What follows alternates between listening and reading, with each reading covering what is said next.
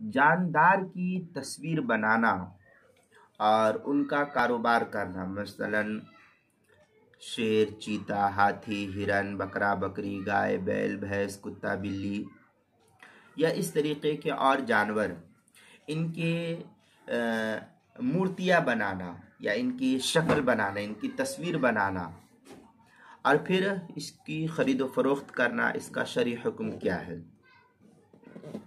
چنانچہ جاندار کی تصویر اور مورتیوں کی تجارت تعاون علی المعصیت کی بنا پر ناجائز ہے۔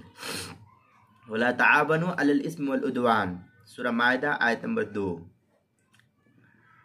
اس طریقے سے جاندار کی تصویر اور مورتیاں بنانا حرام اور یہ بھی گناہ کبیرہ میں ہے۔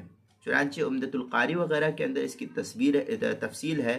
تصویر صورت الحیوان اشد التحریم وهو من الکبائر، یہ عمدۃ القاری جو دار احیاء التراث العربی بیروت کا چھپا ہوا نسخہ ہے، اس کی 22ویں جلد صفحہ 70، جو زکریا بک ڈپو دیوبند کا ہندی نسخہ ہے، اس کی 15ویں جلد صفحہ 124 پر اس کو نقل کیا گیا ہے۔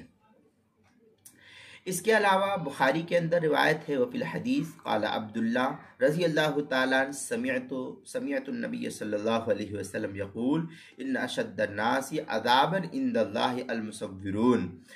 یہ بخاری کی روایت ہے، کتاب اللباس، باب عذاب المصورین یوم القیامہ، جلد نمبر 2 صفحہ نمبر 880، جو ہندی نسخہ ہے اس کے اندر